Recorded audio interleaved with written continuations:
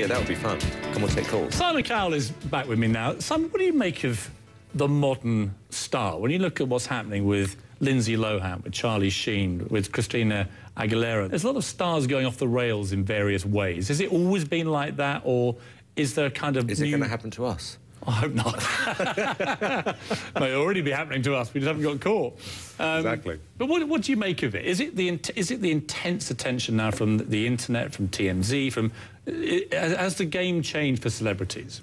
I was talking to a friend of mine last year where we had this conversation where everything got a bit bleak last year, and there's still a bit of a carryover. Where I asked him, do you know anybody who's successful and happy? And we actually, over the age of 50 or 60, we couldn't think of anyone. I don't know what it is. There's a mood in the air right now, and hopefully that's going to change soon, where everybody starts to take themselves a bit too seriously is part of it. Didn't you get offered some huge six-figure sum by a guy in a restaurant in LA once? Yes, he offered me, I think it was 150 grand, to criticise him bonking his wife. Now, the crazy part of the story is I said no. Why wouldn't you do that? I don't know. Easy money, isn't it? If you're watching, I'll even do it for 50,000 less. OK? We'll do a deal. And was it going to be that night? I mean, you literally all just go from the restaurant back to the boudoir and... The what? The boudoir. The bedroom. Yeah, and you'd be positioned on your throne, presumably, and you'd be... Not my throne, darling, with your red buzzer, or...? Maybe just the fact I didn't know them that well. I think the fact that he really was taking it quite seriously, and I knew I would laugh. I just thought, no, this is too crazy, but I genuinely regret it now. And the other offer that I thought you must regret by now was the huge commercial offer you had to do a major tie-up with a company. It's a brilliant story.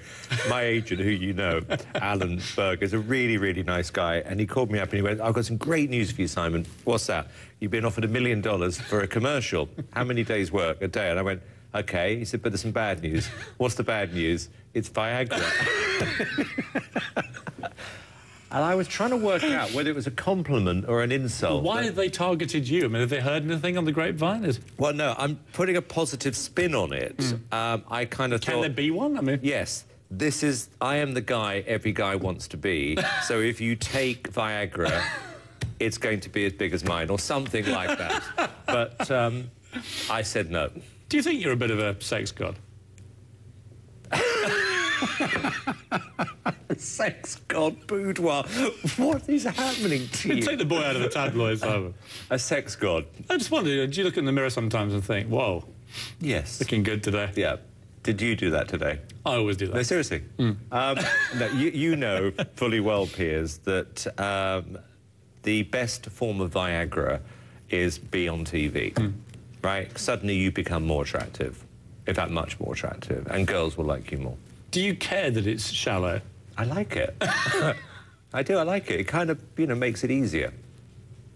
You've never got married, but now we are on the verge of the romantic apocalypse, aren't we? You are now heading to the altar. Where are you getting your language from I'm on today? CNN now. I use long words. You and I knew each other as friends. Boudoir, sex gods. Are you going to the royal wedding? I haven't been invited. No, nor have I. No. Why is that? I have no idea.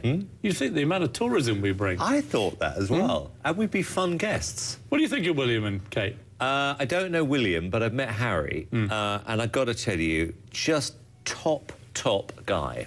Really, really funny, like a normal bloke. Great sense of humour. I really, really was impressed with him. I've met William a few times, and he's a real strong character. You think what they've been through, those boys. I mean, you and I remember Diana's funeral and watching these terrible scenes. And I think one of the reasons this royal wedding is getting so much attention and excitement is it's the first joyous royal occasion since Diana died. Yeah, that's a good point. And it's her boy. Yeah. Because I can't believe in America they're going crazy for it, aren't they? Yeah, well, you think, I can remember those awful shots of the two of them, you know, on the funeral. And now you're quite right. Now you're seeing him getting married. And he seems like a really, really nice guy. She's cute. Are you a monarchist? Yeah. Do you believe in the institution of monarchy, unelected? I do, certainly for our country I do, because I think it's just something which makes us unique, you know. I mean, they are good people. They're not chopping heads off anymore or stuff like that. Their values are good. They seem like very, very nice people, and it makes us different, special. When we come back, I'm going to ask you, you don't sing, you don't dance, you don't do impressions, you don't really do anything, do you? What is your talent? It's...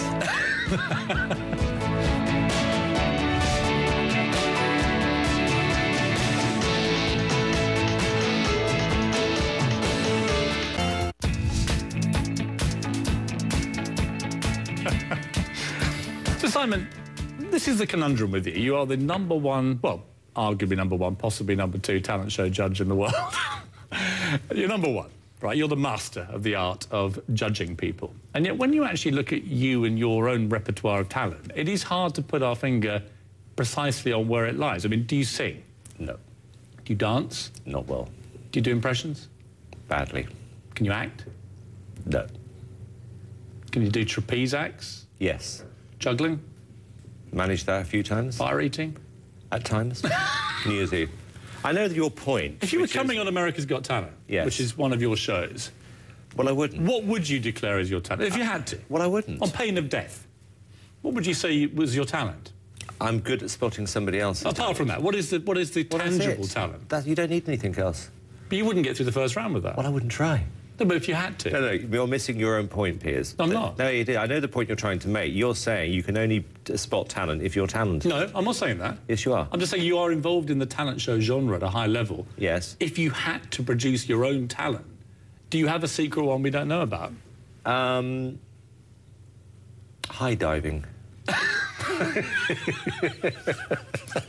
What is the X Factor?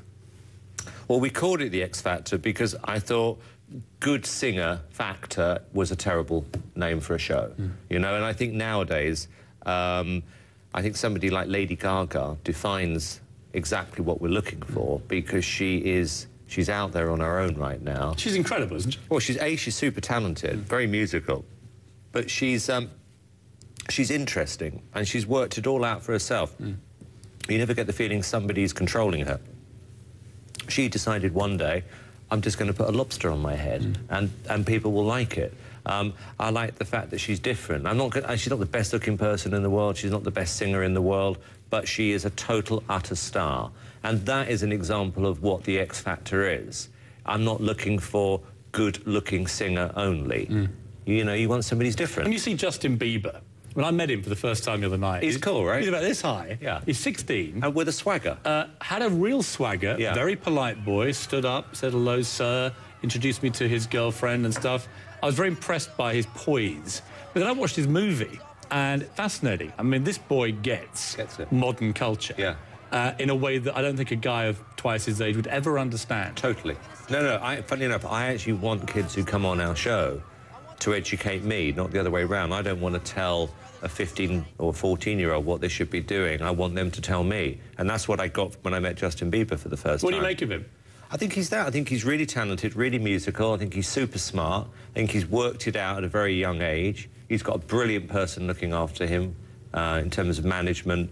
His record executive, L.A. Reid, one of the best in the world. They're a great team. And I also like the fact on this show you could find a 50, 60-year-old singer who, for whatever reason, lost his or her chance and wants another crack at the big time. I mean, you and I have experienced it with Susan Boyle. Well, I was going to say, we had that extraordinary moment. In fact, we can play a quick clip from that now of Susan Boyle. We have this part. And how old are you, Susan? I am 47. What are you going to sing tonight?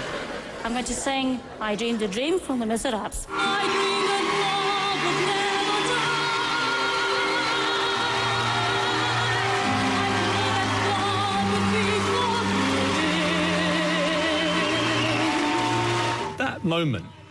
That moment was quite extraordinary. And the reason I knew it the second she came on. Of course you did.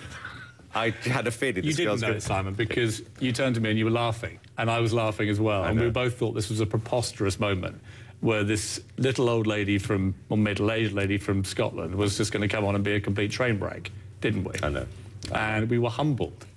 16 million records later. Wasn't it amazing? Yeah. No, genuinely. I mean, this idea that you've got to look a certain look, that you've got to be a certain age, is ridiculous. The music business today spans, you've got Willow Smith at 12, you've got Susan Boyle at 46, you've got groups in the middle selling millions and millions of records, and this show has to reflect that. It has to be like the music business essentially is. There are no rules. You can't put boundaries around it. You can't say, if you're over 28, you can't have a hit. I mean, it's crazy.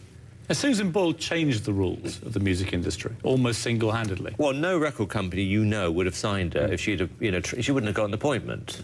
It would have been somebody who keeps submitting tapes, in the mail, and she would never have got a deal. What do you say to people? I mean, the other day, the top 100 albums in America. #1, Susan Boyle with her second album. #2, Jackie Evancho, 10-year-old girl from America's Got Talent. Yeah. Certain people out there, and you've seen the criticism, will say that you have single-handedly destroyed the music industry. Absolute rubbish. Rubbish. I mean, it has no effect at all. Look, it doesn't matter whether you've got a top 100 or a top 200. What you want is people back into stores buying music. I mean, how can that be a bad thing? Elton John gave you a bit of a whack the other day. What did he say? He's a similar kind of thing, saying that it was very hard for anything outside of mainstream music to get a hit record now. Well, look, this is somebody who charges, what, $1 million a private gig? $2 million? I don't know whether he's concerned about himself. Maybe it is. But they always bleat on that we're not giving other people a chance. And I always want to say to them, I tell you what, you've just made $1 million of your last private gig. Go and give it to a bunch of young musicians you care about, put them in the studio, go and nurture them, go and spend some time looking after them, then I'll buy your argument. They're only worried about themselves. Does any part of you, you're being very self-critical... I'm not bitter about this at all. Of course. Clearly hit a nerve. Why do they say bad things about me? We're going to come back after another short break, and I'm going to ask you more secrets, including who are the judges going to be on X Factor? And I'm going to tell you exclusively. Good. Nah.